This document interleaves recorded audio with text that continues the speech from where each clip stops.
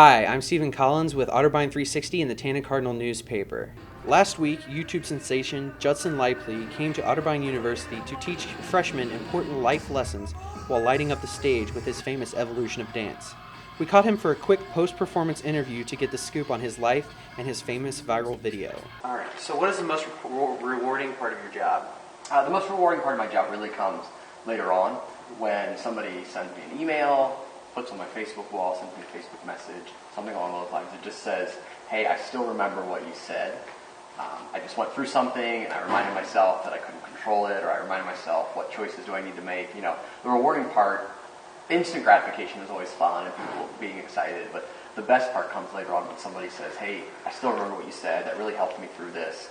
I remember that particular point, and knowing that you might have helped somebody look at something a little bit differently later on. If someone could come up to you after a show and give you a piece of feedback that lets you know you did a good job, what would it be?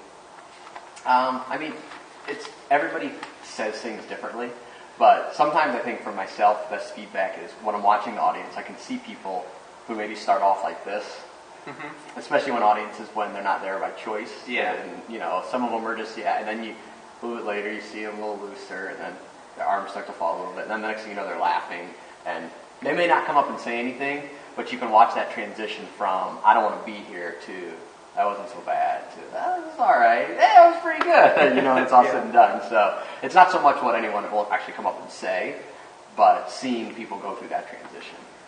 A lot of people know you basically as the evolution of dance guy and don't understand that's just a small part of what you actually do. Could you briefly explain your overall message and it's important for people to get with you when you're speaking and doing your tours? Yeah, you know, it's one of those things where it's a two-edged sword. The very thing that I'm known for and help propel me, you know, to another level and, you know, give me some credibility and some notoriety also can be the same thing that hinders me sometimes because people don't realize that there's more to it than just the dance. And my message changes depending on who the audience is, but the two biggest things that I talk about are choice and change, understanding that life has changed, things are always going to be changing, and then remembering your power of choice, learning to make choices instead of excuses to go after the things that you want, to create the life that you want, versus most people who just kind of go, I like that, but I can't do it because of this, and this. When really you can just say, I choose not to do that. What part of the dance was most difficult to learn? It's going to sound horrible, but none of them are really that difficult to learn. I knew a lot of them before. You know, once the music is mixed, the dances kind of fall into place. Probably the hardest actual dance itself is the typewriter, which is part of the MC Hammer one, which is the part where you go back and forth and you're moving your legs real fast and you're rolling your shoulders. But I knew that one from when I was younger because I used to practice it when I was a kid because I was always like, that's awesome, I wouldn't know how to do that. But I've done programs where I've taught people portions of the dance, and that's always the one that you can just see they have the hardest time doing it. And are there any inside jokes that perhaps you or one other person know about that you could share with us in relationship to one of the songs from the dance or like a moment from the dance? Are there any inside jokes that I could share? I mean, the one that I think is the two songs that always, I shouldn't say surprise me, but they continue to surprise me that people know them are the Brady Bunch and the Apache Jump On It, because they're both from TV shows that are very old. You know, neither one of those songs is a mainstream top 40 hit that everybody played over and over. You know, the Brady Bunch is from the Brady Bunch show, which technically when I watched it, it was written reruns. And people are still watching it in reruns, and so people still know what the Brady Bunch song is. And then the Apache Jump On It, that actually became known from that little dance portion from the Fresh Prince of Bel-Air. And that was, you know, way back in the 80s. But people are still watching reruns of Fresh Prince of Bel-Air. So I think it's cool that those two have kind of, because they're like an inside joke. You either know that or you don't. There is no, I've heard that song, that's familiar. You either know exactly what it is, or you have no clue to it whatsoever. Do you ever get recognized in public? And if so, what is that like? I've been recognized in public completely, totally randomly, maybe 4 or 5 times at the most. And it's always different because people aren't real sure. They're like,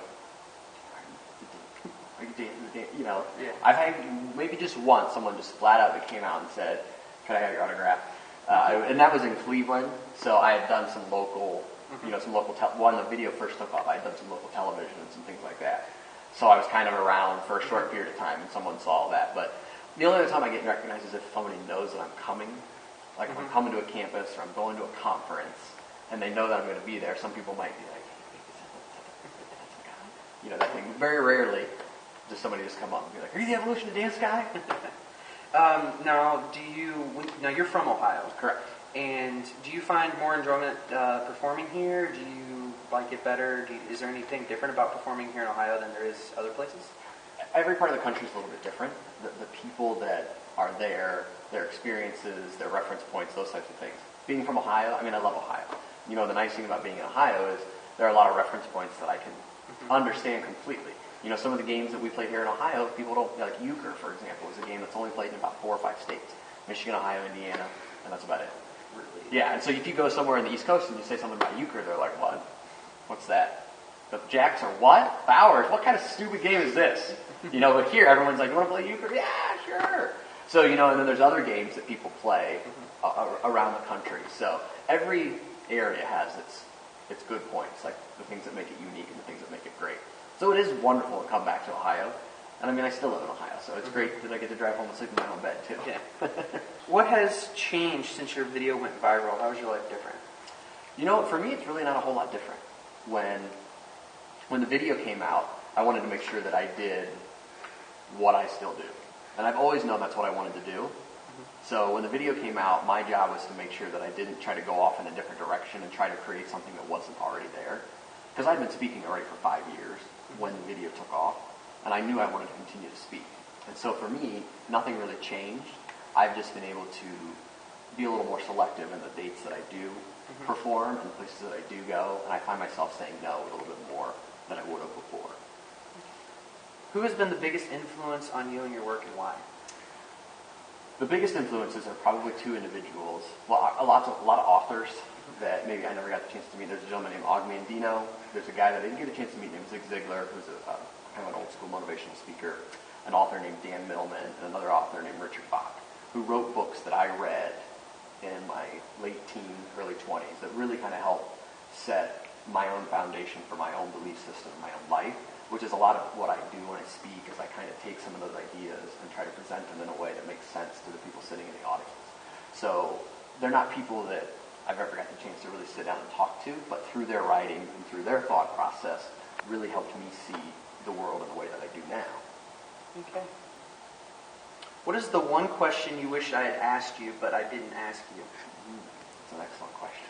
What is the one question that I wish you would have asked? You probably should have asked me about the rise and fall of the Roman Empire and its effect on modern-day electronics and the continuing change in social media because of that. But that's not something we really want to get into right now. So I don't think there's any question that I wish you would have asked. I'm not one of those people that says, oh, I need to talk about this, this, and this. My website is thestrugglebus.com or mightaswelldance.com. I do have a book, I do have a DVD, I do have a t-shirt available that you can go sign up for a newsletter that I've never sent, but I'm thinking about sending one day, so people would get it if I ever did send it. Okay. All right, and thank you for your time very much, Sure. Judson. My pleasure. It was a lot of fun. I had a great time with the performance. Well, I'm glad you enjoyed it. Thank you.